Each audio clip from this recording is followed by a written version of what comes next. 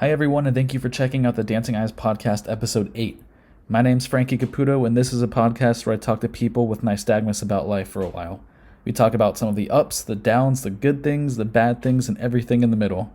Today, my guest is Talene. In this episode, we discuss the benefits that meditation and certain breathing exercises can have on nystagmus. We also discuss her experience with acupuncture and how that has affected the movement of her eyes and a lot more. If you're watching this episode on YouTube and you haven't done so already, please hit that like and subscribe button and also leave me a comment. I really appreciate it. I also want to let you guys know that in the near future, we're going to have some new formats of this podcast, which I'm really excited about. Right now, I'm working on putting together some episodes with just parents, ideally a parent with an older child and a parent with a younger one. The idea would be that the parent with the older child can share some wisdom and tips to the other parent, and they can both share their experience raising a child with nystagmus. So if you're a parent and you're interested in coming on for an episode, please shoot me an email at frankiecaputo@gmail.com. My email will also be linked in the description below. Lastly, new episodes will be out on the first and third Monday of every month, so make sure to keep your eyes out for those. With all that being said, I hope everybody listening enjoys and gets something from this episode, and let's get on to the show.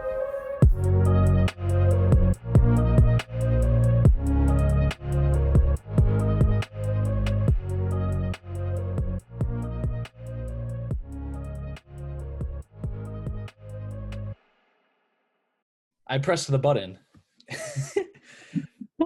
Hi, everybody. Welcome to the Dancing Eyes Podcast, Episode 8. Oh my God, it's Episode 8. That's crazy. My name's Frankie Caputo, and my guest today is Talene in the blue. Hi, everybody. Okay, so she lives in Colorado. So first person that I've had from Colorado before. So most people that I've had are from the US, but I've had a couple people, like Pip was in the Netherlands, and my most recent guest, Mitchell, he's in Scotland. So Scotland Wow, is an interesting cool. one. Yeah. There's people from Nystagmus all around the world, Frankie, and you're bringing them together through your podcast. That's I awesome. know. It's exciting. It is. It's very cool. There's a lot of people in the UK with it too that I've noticed, but maybe they're just more Interesting. vocal over there. I I don't love know. I love that through the power of technology and Facebook and Instagram, people can unite in ways that, we never could. When I was a kid, I felt very alone. So this is really cool. You're giving the world a gift. Very, very neat. Thank you. Yeah, that's the goal. I wish I had it a few years ago, so I'm happy that some people are going to have it, you know. What do you do for your work? Oh, sure, sure. I work for, Wells Fargo. I work in the mortgage industry. I've been there for close to 20 years in April, actually. And I do something that uses my eyes all day long. Like I generally, I'm in front of a computer screen 8 to 10 hours a day. And some days it can be kind of draining on my eyes. I'm a meditator. So earlier today, I was kind of like getting through my work day by breaking out a couple times and meditating, which helps to relax my eyes. But in the most part, my eyes are not an impediment to my work. I've had various jobs in the mortgage field. I was an underwriter for many years. I was implementation consultant, project manager. Now I'm what's called it's a very long title. It's a business execution consultant, which basically means that I oversee and lead large initiatives for Wells Fargo to solve regulatory issues. So kind of like projects or changes, but things that generally are something that we need to improve with our regulatory compliance. So it's something I really enjoy. It's interesting work. And it's kind of funny. When I was growing up, I had at times different aspirations of, I was a kid, I wanted to be a policeman, a cop, or I wanted to be a veterinarian. I love animals, I want to be a veterinarian. And I remember for a long time saying, like, the cop thing, I want to be a cop for many, many, years, I guess it was, when I was probably 10, 12-ish era. But, my mom was very forthright with me, and I thank her for that. She said, there's going to be things in your life that you can do and things that you can't. And you're probably not going to be a sharpshooter. You're probably not going to be a cop. You're probably not going to be a veterinarian because it's going to be very difficult for your eyes. So when I went into college, I looked at just a business path, because business is just you get a business degree and it helps you in so many avenues of life. And so that's the path that I went towards, and it's worked out well. And I really enjoy the role that I'm in. To anybody out there with nystagmus, I would just say, don't let it hold you back from possibility. I think there are some things that are harder for us to do, but there's generally a way. Maybe not a sharpshooter, but there's generally a way to take it to where you want to go in life. So I'm curious, what are some of the most surprising jobs that some people with nystagmus have? Like what I'd be curious to have somebody who is like I guess you have to have like some vision requirements. Like obviously you're not gonna have obviously you're not gonna be a pilot with nystagmus. I wouldn't want my pilot to have nystagmus. So Not a yeah, bus driver. hopefully not. Yeah. So in that way, your nystagmus has had some involvement with your career choice. Yeah, it definitely has. I had to be realistic, you know. There's a time, I mean, that we all have to be realistic with ourselves, right? And really, you know, I don't think that I've lost anything in life by picking a realistic path, and I'm very happy and very challenged with it. And you know, in my life, it's hard to imagine now if I was a cop or something. You know, just it becomes you adjust, right? It's like Hmm. anything in life. Maybe you have a challenge and just adjust and go from there. And I certainly feel like I have every opportunity in my life I've made the most of, and adjusted for my eyes accordingly. So I think that's a good way of looking at it. I think So early when you were talking about your job, you were saying that you would work 8 to 10 hour days, and that could be stressful on your eyes. And um, you mentioned meditation. I want to talk a little bit more about that. So, I how do you use meditation to your benefit? so I've been meditating since October 1st. I'd really kind of been looking for something different in life just to help manage stress, you know, help sleep better at night. Stress and sleep, I'm sure you've experienced, Frankie, with nystagmus, are very detrimental. They make our eyes go from, you know, this to whoa, you know, it's Oh just yeah. like they're definitely catalysts for our eyes being at their worst. So, and especially using my eyes as much as I do at work, I want to make sure that I was able to not have a headache at the end of the day. So I started meditating. I do seed meditation, Vedic seed meditation, and I do that in the morning and the evening. And what that helps me to do, I close my eyes. I say a chant over and over in my mind, a mantra in my mind for 20 minutes in the morning and 20 minutes in the evening. And even tonight, as I was saying, I had a stressful day. I had a very busy day at work, as many days are at work and most people's employment. And just sitting quietly for those 20 minutes tonight, I could literally feel my eyes like the jerking was reducing as I was meditating. It's something where I was on the cusp of a headache, and meditating, just like closing my eyes, calming my mind, relieved so much stress for me. And with that, my eyes slowed down. My headache was gone at the end of 20 minutes. And so I think it's a great way to relieve stress. I hit the pillow at night and I fall asleep like that. There's a time in my life where it took me an hour or two to get to sleep. So it's really helpful for me. And for anybody with nystagmus, if you're feeling like you have stress or maybe you're not getting the sleep that you want to, I find it very beneficial. Have you ever tried meditation, Frankie? I do. I meditate twice a day. So Well, there you go. So there's How's it something working that for we have you? in common right there, as well as the nystagmus. Yeah. So I'll wake up and the first thing that I do is I stretch and then I'll meditate for 10 minutes. And same thing before I go to sleep at night is I'll stretch and I'll meditate for 10 minutes as well. And occasionally if my eyes are going a little bit crazy during the day, I won't necessarily meditate, but I'll breathe. I'll focus on my breath Yeah. and I'll do nothing else but just focus on my breath. And that right there, I really think is almost a surefire way of just not only calming down your eyes, but calming down your mind. And if you're anxious Mhm. or if you're feeling a little bit lousy, just, put down the electronics for a little bit because, I think that could also be Yeah. harmful to your eyes, but put down the electronics and just breathe, just be there for a little bit. And I definitely recommend focusing on your breath or doing meditation exercises for anybody who has nystagmus for sure. And I can also relate to you about the going to sleep thing because when I meditate before I go to sleep, I'll go to sleep instantly, just right That's away. awesome. Yeah. So did that So start recently with you due to the meditation, or were you going to sleep yeah, easier it before that really, too?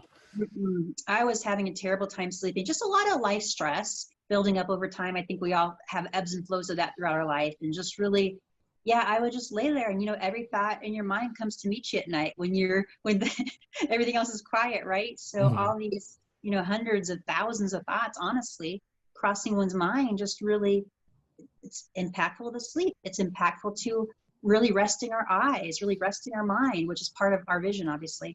So, yeah, I think it's really a tool. I wish I would have known about it, you know, when I was 10 or 12 or 15 or 16.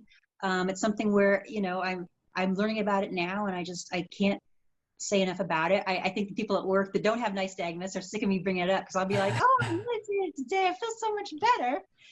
But it is very helpful. And I think that putting a light on that is something that's valuable because not everybody knows it's out there.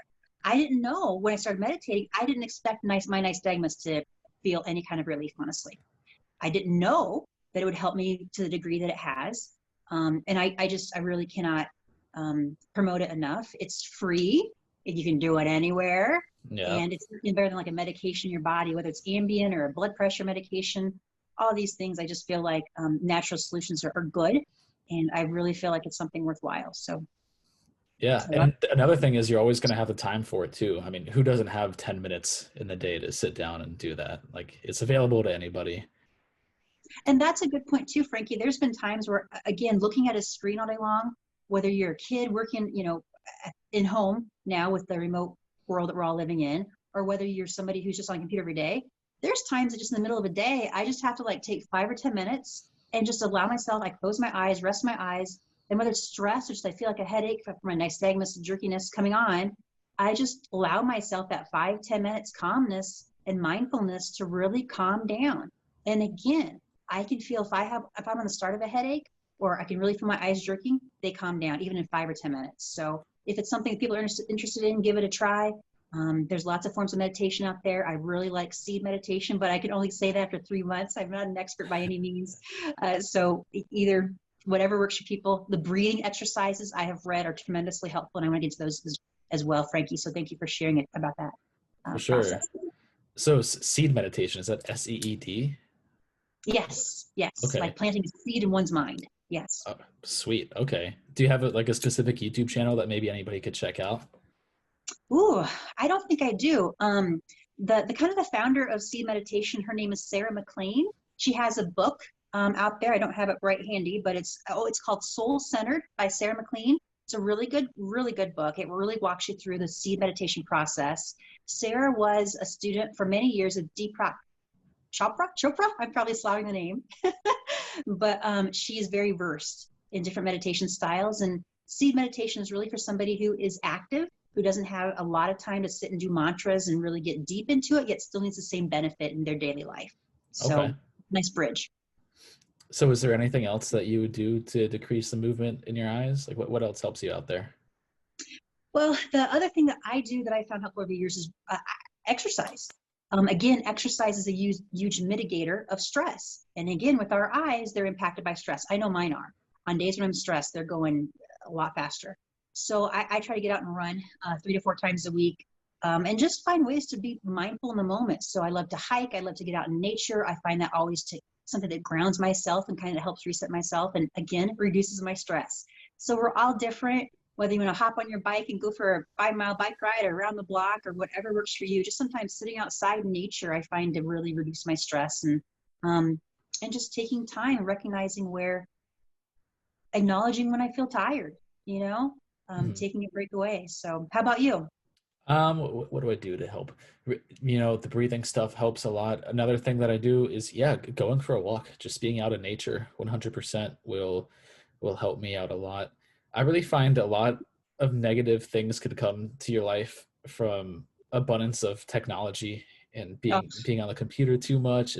We got to talk about that too, just because there's so much that comes with that. It's a blessing and a curse, the internet, but it's very addictive, and all these applications you can just scroll, and it feels good in the moment, but there's no fulfillment coming from that. And so mentally that could really mess with me, and physically, as far as my eyes, that could definitely mess with me too. And for you, I assume that has to be a struggle that you've dealt with, working 8 to 10 hours on the computer. Yeah, and I'm very, very lucky. I'm in a position where I don't have to be there. There's some positions, obviously, when you're in a production role, you're there every single minute. You don't really leave your computer except for your breaks or whatnot. And if I need, last Friday I had a massive headache from work stress and so forth, and I just went and laid down for an hour. And I'm very lucky to be able to do that. But things like that help. Recognizing when I need time off honestly helps. Sometimes I think, especially if you're somebody who's a busy mom, for example, and you're working, you have kids in the home, and you have your eyes that are giving you a headache and so forth, it's easy to forget to prioritize yourself. and just really still taking time, like doing a check-in with yourself, like, where am I? Why am I feeling like this? And whether you have nystagmus or not, that's just important to do a check-in. You know, sometimes in life we get going through the motions so quickly that we forget to actually prioritize ourselves and our own self-care.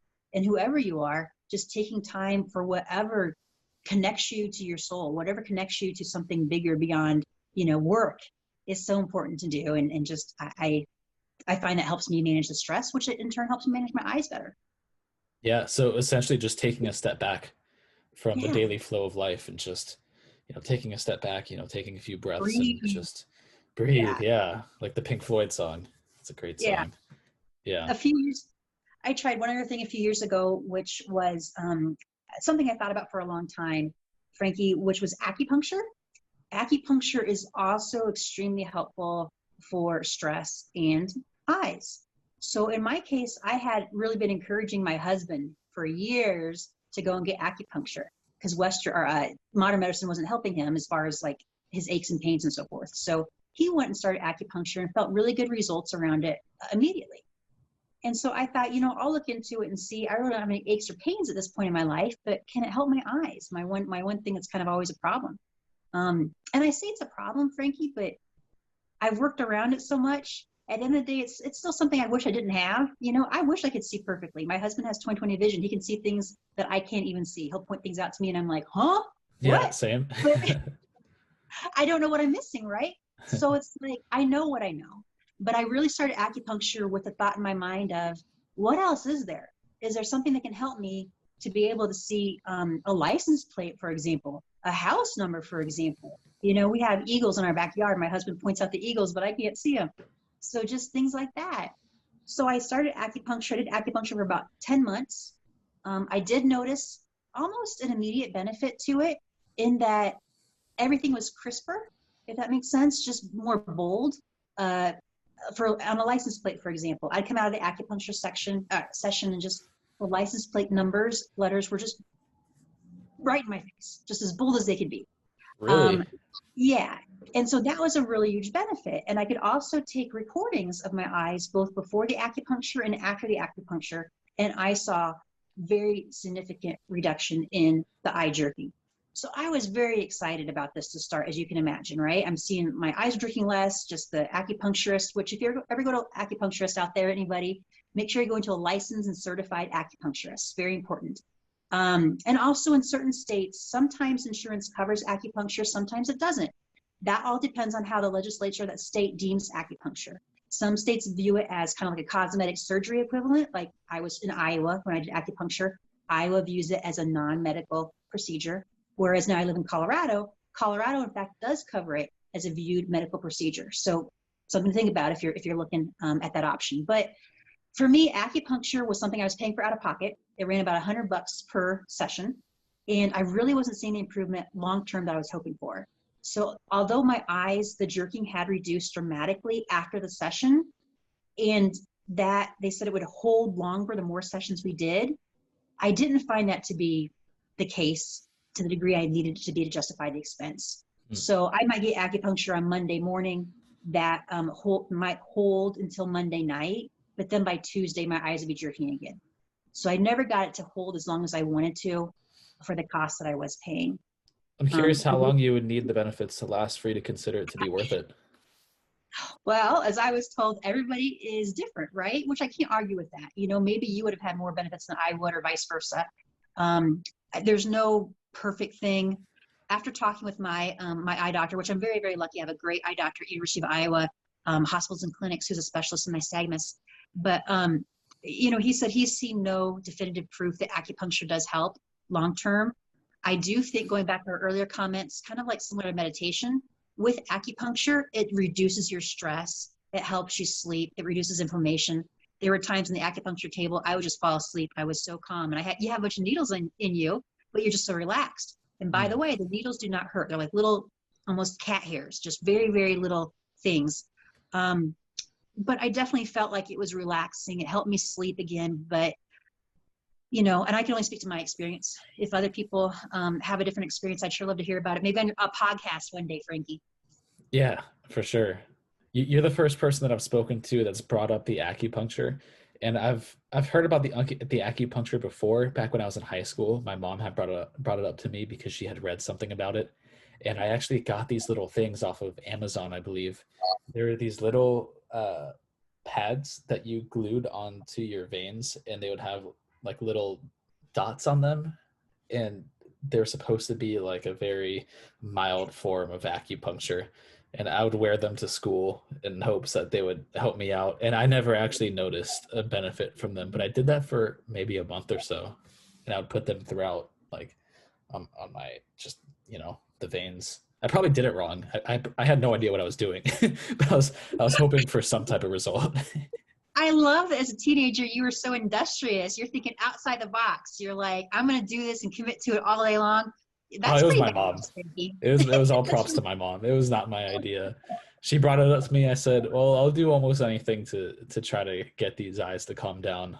So, Been there. yeah, that didn't work very well. Well, moms have to find things. My mom, I got to give a shout out to my mom, if that's okay. I know you have an awesome mom too. But my mom was told so many, when she had a child with nystagmus, my mom was basically told that your child's not going to be able to do much. It was I was born in 1977. So kind of the dark ages, I think, of the nystagmus times, right? Things have improved a little bit since then. Definitely, I think in the world of technology, people are talking about it more. That always helps to have representation, lend a voice to getting traction. But back when I was in the early 80s, when I was a kid, I remember my mom and I were trying to find specialists. And I think it's so important that parents do this, because when you have kind of an atypical condition, a non-vanilla condition like nystagmus, it's hard to find resources. I just I cannot thank my mother enough today. I am who I am because of her. She was tenacious in finding people that actually knew what they're talking about. It's so easy to go to like a standard doctor's office and think that optometrist or ophthalmologist, whatever you're seeing, knows nystagmus. The fact of the matter is they often do not. It's not their daily bread and butter. They maybe see a few cases in their lifetime, in their careers. Oftentimes people can have nystagmus, like my mother, for example, had very mild nystagmus, never even knew it. But my mother refused to allow doctors that didn't really understand the condition to rule her child's life. When I was probably 6 or 7, she had already been told from doctors, never let her ride her bike on the street. She'll never drive. She'll never have a normal life. Just be very careful with her, kid gloves.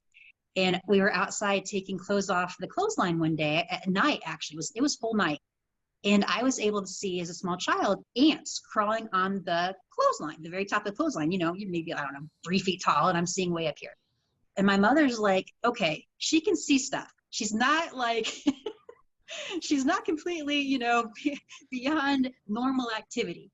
Mm-hmm. So she continued her search to find specialists. As I mentioned, University of Iowa Hospitals and Clinic has a wonderful, it's called the Low Vision Center. They have it both for pediatric and for adults. I was very fortunate that was in the state I lived in. As I said, I live in Colorado now. There is another specialist that I found through the specialist I went to there at University of Iowa out here. And one of my biggest concerns about moving to Colorado from Iowa was just being able to drive. In Iowa, I had to go through a special process for that. And I was very concerned, because it's different in every state, what would happen in Colorado. My vision is 20/70 corrected. And that's not always a guarantee of a license. So when we moved here, it was a very different process, but it worked out. And every time that I think to myself, oh, just be easier to just do blah, blah, blah, to not, whatever it is in life, I have to say that I'm so glad I had my mother's example. And maybe through the nystagmus, it was even more a powerful example, because I got to see the template of what it means to advocate for somebody. And that's how we all advocate for ourselves. We have to see that. So I just want to say to parents out there, if you have a child with nystagmus, it's not the end of the world. Your child's going to have a wonderful life. Do not let any doctor out there tell you that they're going to have something other than a wonderful life, because it's very, very, very possible. And don't give up on that. Use the internet, research. How did your mom, Frankie, how did you get to good specialists or doctors in your life for your nystagmus? She just kept looking until she found some that worked. Yeah. We've came across a few doctors who weren't so good. I ran into a few doctors who told me I couldn't wear contacts, and others who said I could wear contacts, but only these glass permeable ones, which these are like these hard contact lenses, super uncomfortable, not fun.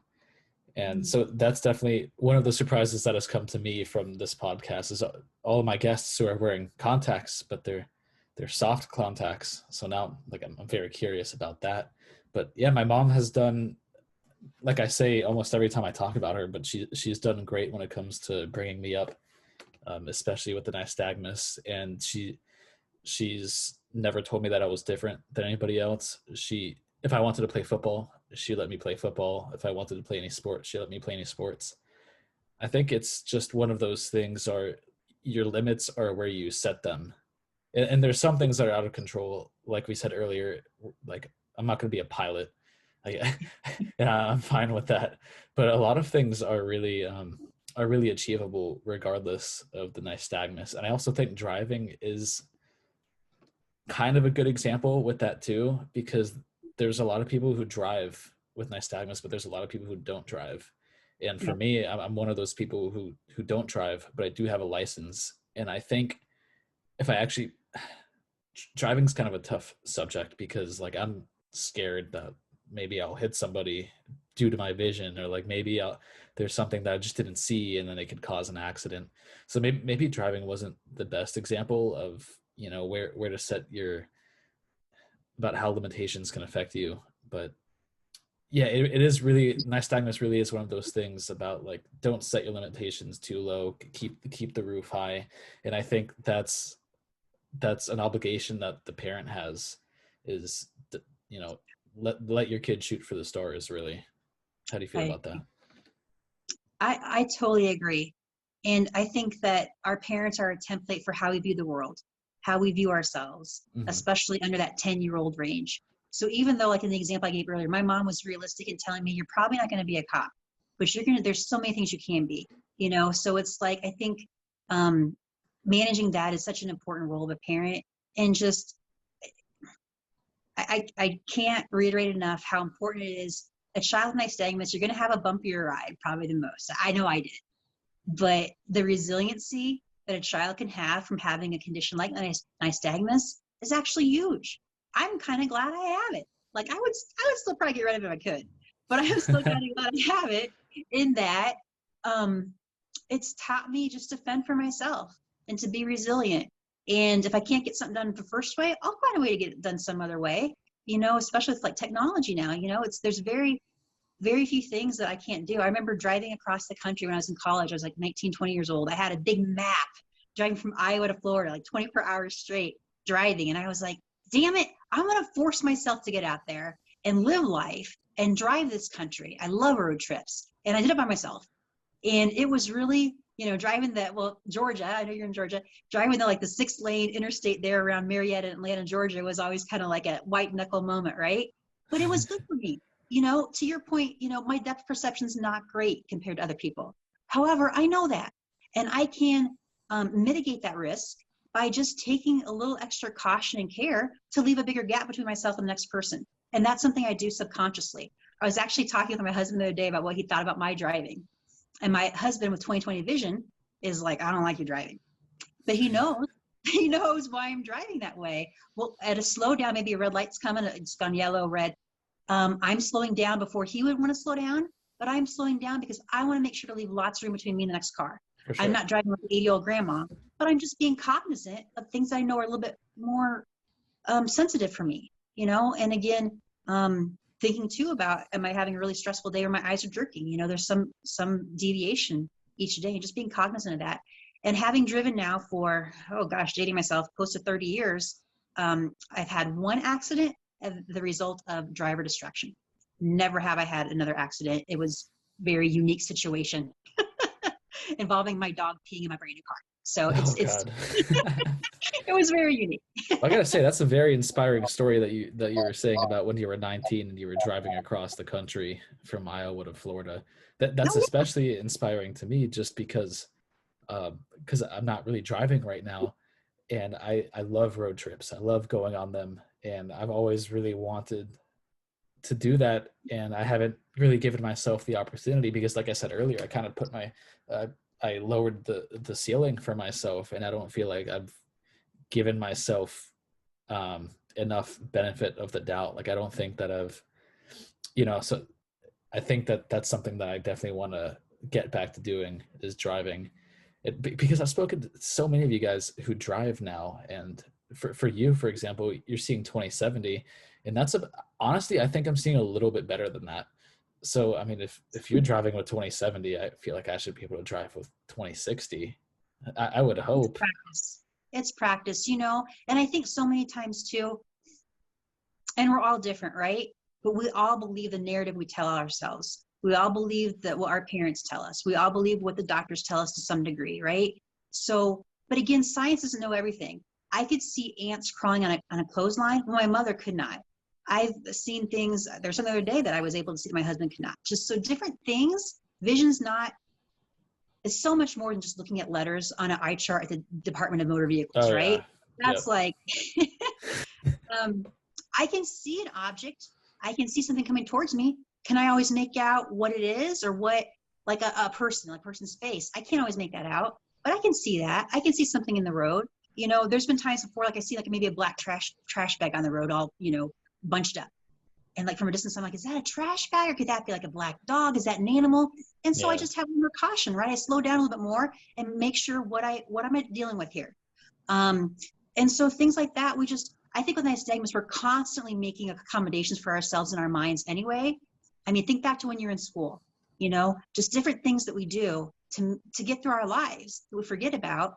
But they're all in there because it's the way we live. So I would say that get out there and practice a little bit and get your confidence up. And I have no doubt you'll be taking a road trip in no time. Oh, thank you. That's one of my goals this year, is to go on a road trip. So maybe I'll do some driving on there. Yeah. That'd be really exciting. Did you start driving when you were 16? You just got right to it? Yeah. Okay. Yeah. So I started driving at 16. I was so embarrassed, Frankie. I had my permit until I was 18 because when I was 16 in Iowa, I got a license that was for 35 miles per hour max. No driving the interstate, no driving at night. That was like the initial license I got, and I kind of had to work my way up and prove myself from there.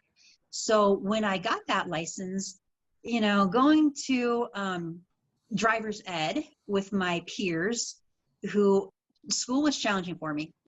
We moved a lot. Part of the reason we moved a lot was because of my nystagmus. My mom was always looking for a better classroom size, a better school. I went to private school for 3 years to kind of help with that. And then by the time I got to high school, it was an awkward time.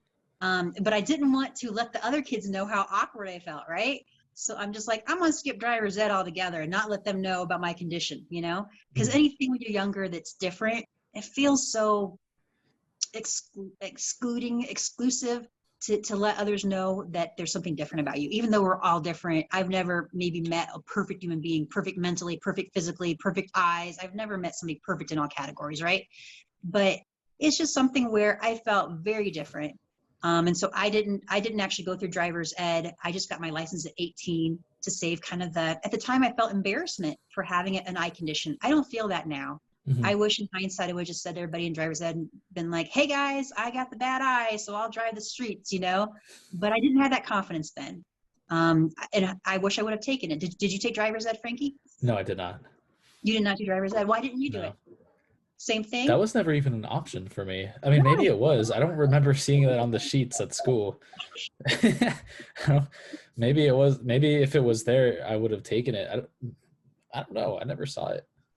Yeah, I don't know. Well, and every school's different. Every school's different. So that could be the case. I just, I wish I would have learned to parallel park. I think driver's ed could have taught me that. Yeah. But I couldn't handle it in my life. I took some driving classes before I got my license, but they never taught me how to parallel park, actually, though. They taught me the 3-point turn, because I guess you don't need the parallel. Yeah, when I took the test, I didn't need the parallel park, so they only taught me what I needed on the test. Oh, okay. Well, then I didn't miss anything. I just drive an extra blocker on the block if I have to parallel park. It's no big deal. I think everybody does that pretty much. So earlier you were saying you didn't really have the confidence to, when you were 18 in class, to be like, oh, I'm the person with the bad eyes, I'll take the streets. When would you say you started gaining some more confidence in yourself? When did that kind of start to shift in your life? It really took a while. It really took a while. I think with nystagmus, and I have nystagmus, my mom had it a touch. I actually have a cousin that has it quite severely, but we were never close. So it's very isolating, right? And had I had a Frankie in my life back when I was like 19, 20, we could have talked about it and like not felt like I was on such an island, right? But it was very isolating. I really kind of for many years kept it hidden from other people. I always was worried that people, and I was always kind of like, type A, like, non bad girl. Let's just say that like that. But I would get jokes at school and stuff about, people would ask me, are you on drugs? Why are your eyes jerking all the time? And I really just tried to kind of like ignore it and hope people didn't notice. And so it probably took me until I was in my early 30s, I think around 29, 30, where a big, like I remember this day, I remember the moment still. I was at work. I was an underwriter at the time. So, when you're an underwriter, you're looking again at a screen all day long, right? And looking at really little numbers and income tax returns, whatever. And my eyes were just really, it was a struggle. And we got a new system at work where it was even a smaller font. So, I mean, here's my computer monitor, right? I'm like, oh, I'm right up here against my computer monitor. And that's not a good look, nor is it good for my eyes or my neck or anything. And so one day I had my face pressed against my monitor. Oh boy, that was definitely not good. But I had my face pressed against my monitor per normal, pretty much for my eyes. And I had a coworker come by and just say, why don't you get a new monitor? And I said, well, what do you mean? This monitor's fine. He's like, you have to look really close because you have a disability. And he's like, I have a disability too. When he was a kid, he had been very close to a lightning strike that had taken out the hearing in one of his ears. And he's like, if I had a hearing problem here, I would just ask for what I need. You have a vision problem. Just ask for what you need. So sure enough, I just went to my boss that same day. I was like, he's right. Why am I making this like somehow I'm inferior to anybody else? Because I'm not. It's just, again, none of us are perfect, Mm-hmm. So I went to my boss that same day. I was like, hey, I didn't really use a bigger monitor. Can I get a bigger monitor? She's like, sure. I think I had a bigger monitor in like a week time, and it was big. And everybody on the floor noticed it. All my other little underwriter peers noticed it. And I got lots of questions about, how did you get that? I want that. Where'd you get that from? Nobody once asked me, why did you get that? And people were just jealous. People with good vision were like, oh, I want a monitor like Talene's. And so, I could have probably seized the opportunity to kind of say right then, educate on my nystagmus, but I didn't. But that was a watershed moment in that afforded me the future opportunity to recognize we're all different. I now am in a place in my life where if I meet somebody new, for example, in our neighborhood here, I just tell folks like I have an eye condition, that it makes my eyes jerk a lot. So if you ever notice that, just my eye condition, because I don't want people to think that I am on drugs, right? Because I forget people can see that when I'm face to face with a new person, they can see my eyes jerking constantly, and they may not ask, but they're probably wondering, why are they doing that? They may never have met somebody like me. So now I had a a Zoom interview a few weeks ago where I just addressed it. I said, by the way, if you notice my eyes jerking, I do have an eye condition that causes that. It does not affect my ability to perform any role in this position or any duty in this position, but just want to let you know. And I have no problem doing that. And never once, like, people are curious, but they're not like, oh, really? They're just like, oh, interesting. I've never heard of that. So it's much more something now over the last 10, 15 years where I proactively address it now. And I wish I would have done that, like, first day of kindergarten, quite honestly, but I didn't have the words and didn't understand it then. Do you think that you bringing up your nystagmus when you're first meeting somebody has affected your ability to have a relationship? Do you think that kind of, yeah? I do. One of the powerful things that my husband told me after acupuncture started, he said, you actually look me in the eye. And I was like, what do you mean? And he's like, because your eyes jerk so much, it's like you're not actually looking me in the eye. And when I thought about that, I thought, how many relationships has that impacted over the years? People thinking I'm not actually making eye contact with them when I'm doing my darndest to do that, right? Mm-hmm. But depending on my eyes that day, I might not be able to keep eye-to-eye contact. And I think about even like things like, flirting back in the day, making eye contact with somebody. I couldn't do that. I didn't even know if somebody's making eyes at me because I can't tell what their eyes are doing. So I was never flirting across the room or anything. But all these little things, they do affect one's life. They are things that make my life different. So now I control that. I control the narrative. I control so much more of my life than I wish many years ago I would have had. I had the confidence to really just lay that out for people and right. think it opens door for them to say, oh, that's interesting. I have this. I've had that before. Have you ever had that? You tell somebody some weakness you have, and I think it's just human reaction is to be like, hey, don't feel bad. I have blah, blah, blah. And it actually can 100%. help support, can form a friendship that way. There's something about just being vulnerable with Yeah. somebody when you're first meeting them. Just psychologically, it really will open you two up to each other. And it can Yes. certainly, like for me, 100%, it will definitely affect my ability to have a relationship with some people.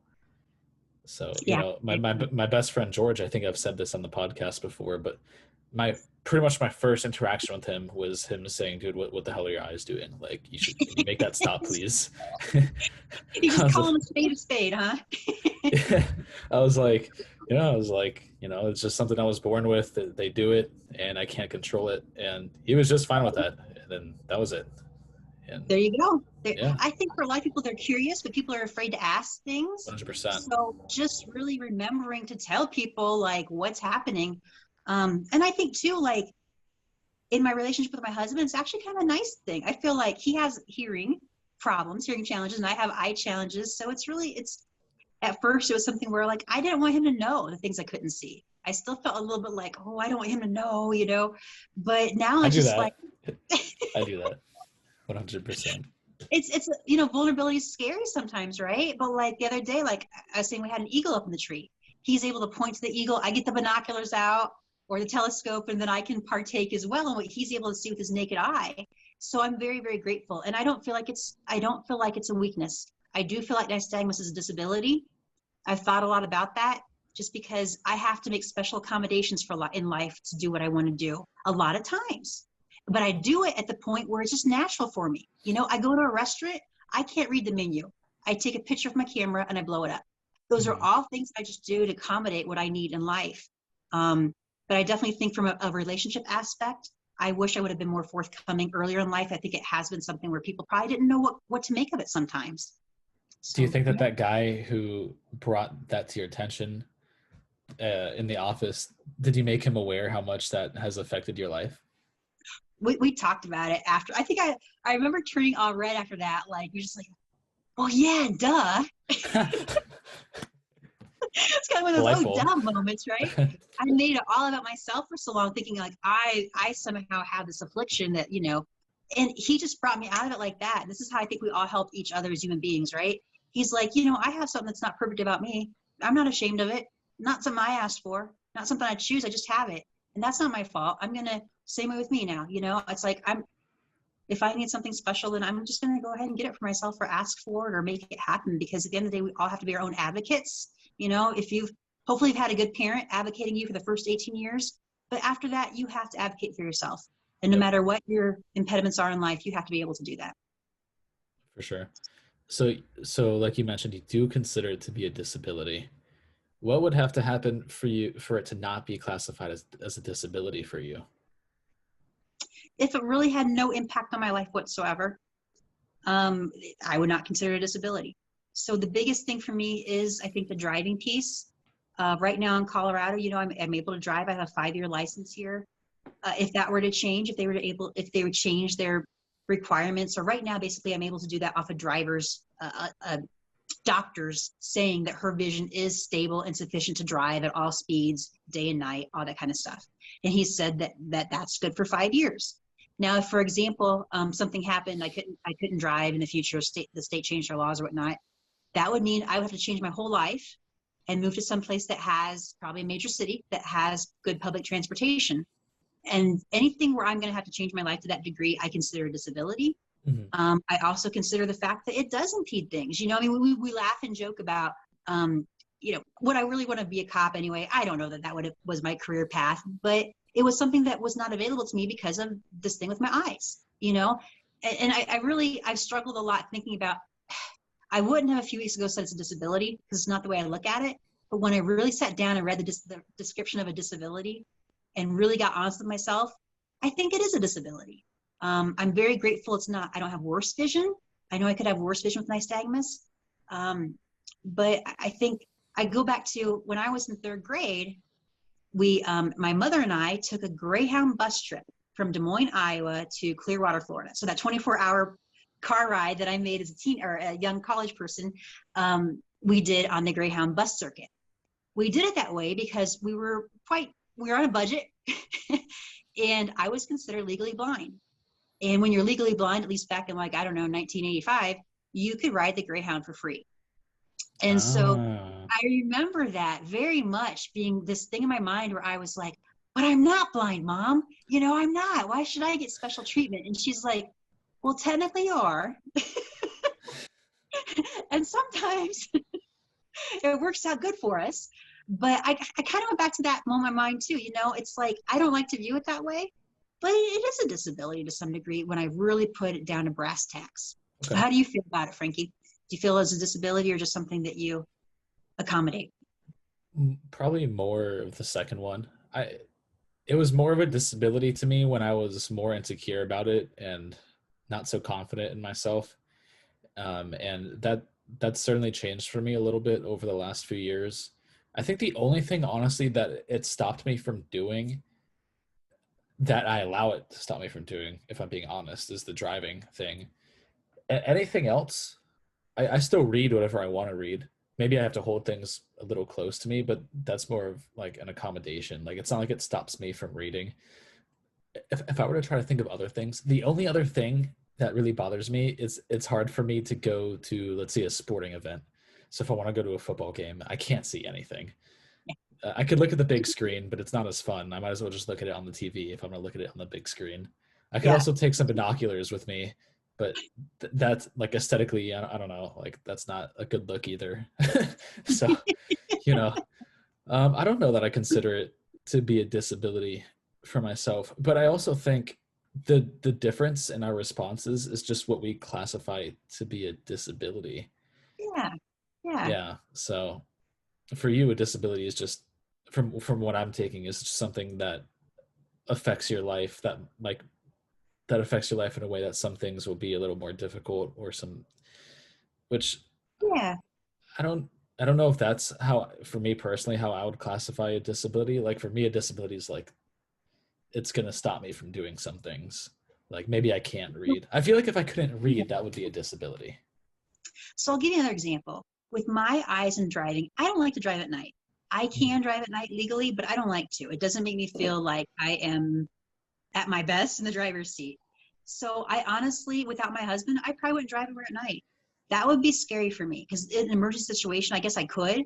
And like I say, I legally can. But do I feel comfortable with it? Not really.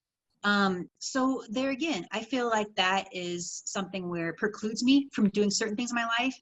I probably could. I do on occasion, but it's not something with which I know my limits.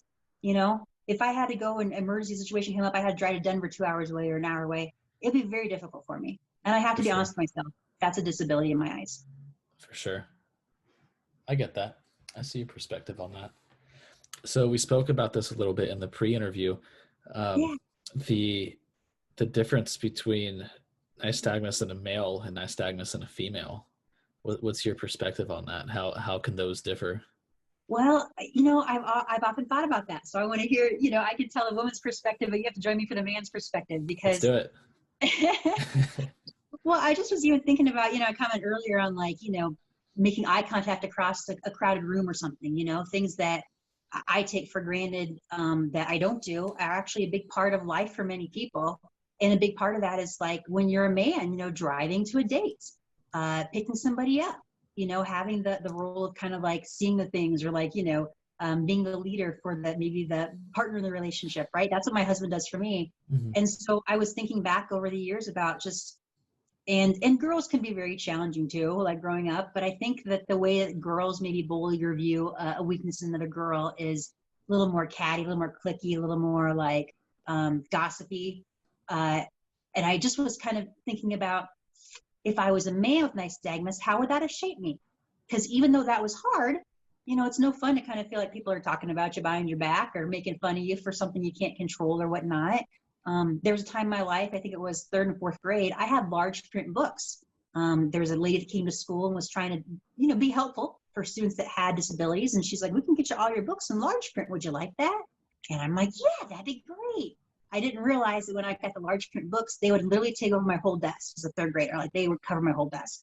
which obviously made me very susceptible to bullying in elementary school. And again, I wish in retrospect that I would have had the wherewithal to be able to stand in front of my third grade class and be like, hey, you guys, my eyes don't work that great, but I'm otherwise pretty cool. Just accept me as I am, right? But I didn't. So there Yeah, was but what a third grader can, not this one. comes later in life. Not this one either. But just really kind of thinking about, that was hard. And I think that I got probably a milder version of it. And in my relationships, dating relationships and so forth, I was honestly looking for men that had good eyes. It was something where I was like thinking, if anything ever gets serious, I want a partner that if I ever have children, brings to the table 20/20 vision. And I just kind of thinking about that. And after our conversation, Frankie, was curious about, your experience dating or growing up, or as a man with nystagmus, if that's similar to you, or if you felt like it was a different being a man.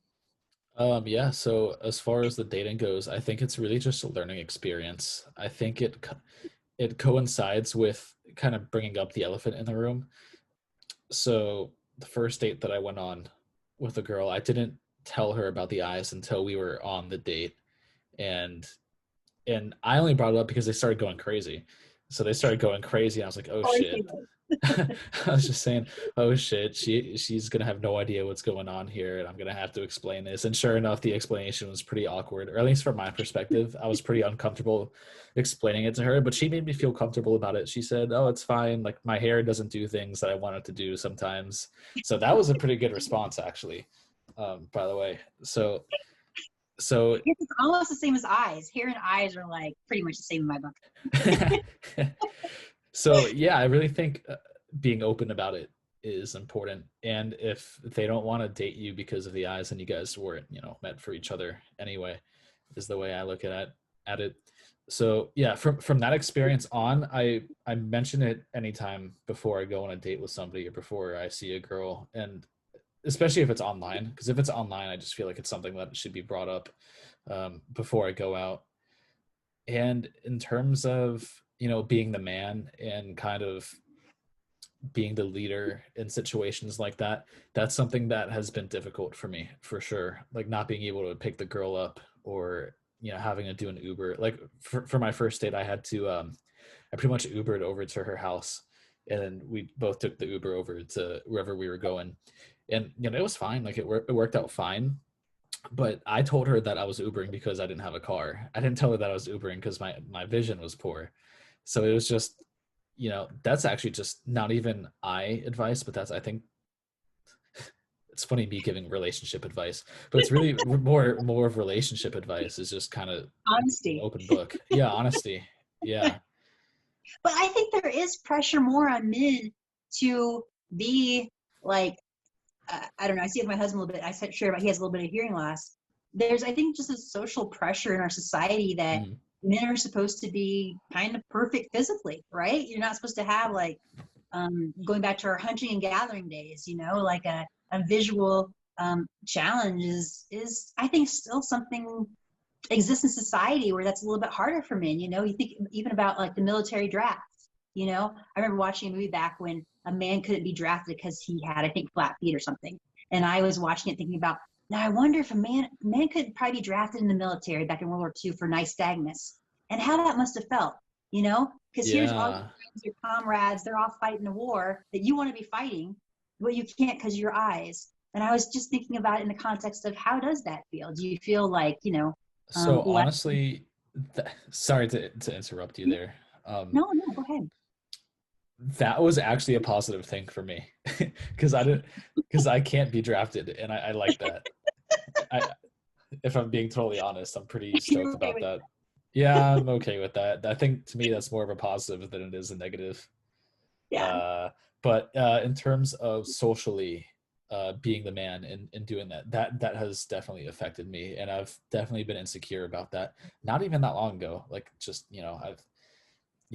dating is definitely not the easiest thing with it, just because it requires, I feel like in a way I kind of have to compensate because of the eyes. Like if I can't see things, I have to, like there's other things that I have to do to make up for it. But also, I really don't think that my vision is that bad. Like, it's not noticeable. At work, I don't have people going to me and being like, "Hey, Frankie, like, why couldn't you see that?" Like, if somebody points something to me, I see it most of the time. And if I don't see it, I'll just nod my head, and then they'll just stop asking me about it. So, Did you see that? Yep, I did. Yes, I saw it. Yes. do you ever get it where they say, "Do you see it?" and you nod your head, and they're like, "Are you sure? Are you sure?" My husband's caught on a little bit more. Like sometimes I'll just say yes to him, and then he's like, "Did you really?" But Yeah. yeah. Well, and it kind of goes back to just, do I want to be vulnerable in that moment and share with them that my eyes, even if I maybe told them that my eyes are bad, right? Mhm. Now I'm to a very, very minuscule moment where I now have something to say. Whatever you're seeing, I ain't got a clue. And to me, that's a little bit harder than just saying, I got bad eyes. We can go back to like the disability accommodation thing. There's things my husband sees I can't even see. And then I have to really think about, Talene, honestly, if I'm being honest with myself, I can't even see something that he's seeing with his naked eye. I have to kind of think about, what else am I missing? You know? Yeah. So again, I don't feel like it's like, I struggle with that because I don't know what I'm missing really, other than I know my eyes are bad. But they could definitely be worse. And I have to appreciate that they're not worse. And I have to appreciate that my life's pretty darn good as it is. And I'm appreciative of everything that I have and everything that I was taught to get through challenging times. And a lot of that was because of my eyes. And I'm very Yeah. grateful for my mother. That's great. Being appreciative is huge, and being grateful is huge. And that's something that I missed out a lot on when I was growing up. Just thinking about all the negatives, not even just with my eyes, but just bad things, just things that I would think about nonstop. And then it's not until you get out of that and learn to start being grateful that you can actually start to change the quality of your thoughts, which then would change the quality of your life, which Yeah. is, I think that's just one of the things that's happened to me within the last 3 years that has made me more comfortable with my eyes and just with myself in general, really. So that's also just some advice to anybody who's young. Let's say they're in high school or middle school and they're getting, bullied, or they're really insecure about their eyes. I think just work on yourself. Figure out a good way of thinking, like think positively, think realistically, but I mean, you could think realistically and positively at the same time. Yes. The positive things are just as realistic as negative things. So just shift your focus towards things like that, and you'll see your Yeah. life slowly start to shift in a more positive, glass half full direction. So Very some well said. advice from me. Yeah. Very well said. I think that's perfect. And I'm going to take an opportunity to tell one more story, if you don't mind, about my family. So I mentioned earlier that I have a cousin who has nystagmus, and my cousin's about 20 years older than I am. So we were never terribly close growing up or whatnot, but he, like myself and my mother, are a redhead, very, very fair skinned. And I think it's inspiring for me to tell his story, and it kind of just like flows so well from what you just said, Frankie, about being grateful. Again, back in like the 70s, there was not a lot that was viewed as things people with nystagmus could do. And when he was in high school, he wasn't doing great as a student. And his parents were told that basically he needed to learn a trade, that there wasn't really anything for him to do with his eyes but learn a trade, and that probably something not even like an electrician type trade, like a really kind of a lower level trade, and piano tuning was recommended for him. Now, this is a very bright man, very bright. And he was sent to school to become a piano tuner. This literally drove him insane. He literally left the piano tuning academy, institute, whatever it was, and wandered off. And it was a very dark episode in his life. But I want to share that despite this man kind of reset his life. He is now a software engineer. I mean, something where you think, nystagmus, this guy's in computers. Yeah, he is. He has a bigger Nice. monitor like I have. He wears thick glasses, which incidentally, I don't wear glasses or contacts. I just go with what I have until I drive and I throw my glasses on. But, and I mean, you would never know today. He drives. He goes to the same specialist I see at the University of Iowa Hospitals and Clinics, who's Dr. Mark Wilkinson, by the way, if anybody's interested. He's wonderful. So, there's always hope. And I think part of that too was a big mental shift for him. His parents, he had all been told his whole life that really your future's going to be doing something very menial. And so that's what he allowed himself to believe. And he really kind of had to have that break in his life to be able to see, does this make sense? I know I can do more than this, and to be able to chart a new path and be grateful that, again, he was his own advocate. He was able to exceed the expectations of specialists. So To your point, I think that there was a huge mental shift that was a Yeah. catalyst for that. Good. So I mean, that's a motivational story right there. We I find spoke about your cousin briefly, but I don't remember you telling me about the second half of the story. I mean, maybe you did, oh, but I that's the don't good part. That's about yeah. He's driving around Iowa. He's a computer guy. He's living a Oh, life, and so I good for just think him. that yeah, don't ever give up in life. You never know what's coming around the corner. So, and you're right. It's so much is mental. So It much. is. Yeah. I think we should end it here. I think this would be a good note to end it off. What do you think? I think it's a great note. All right, let's do it. All right. Yeah, so I'm gonna conclude the episode here. So yeah, hopefully everybody enjoyed listening to it. You know, if you liked the episode, please, you know, give us a like, subscribe to the channel, all that fun stuff. Subscribe to the channel, follow the Instagram accounts, all that fun stuff. So, all right.